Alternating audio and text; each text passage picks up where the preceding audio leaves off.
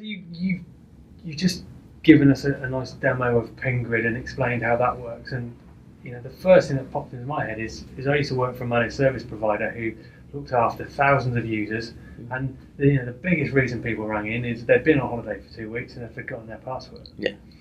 Am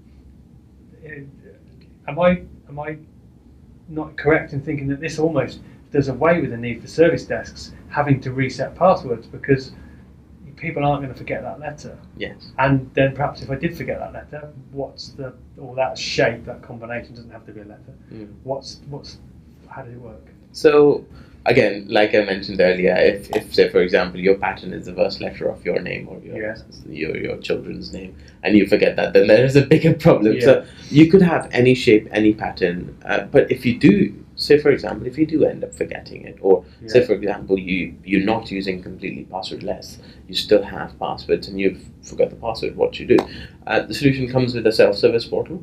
Right. Okay. You could log in. You could just, it's a mobile-friendly app, website. You could just go, enter your username, enter your either the pattern of the grid, or if you've forgotten that, then you enter your password. You log in and you reset it. You can enroll your secondary device, say for example mobile phone, iPads, Kindles, and all of that through the self-service portal. Reset your Windows password.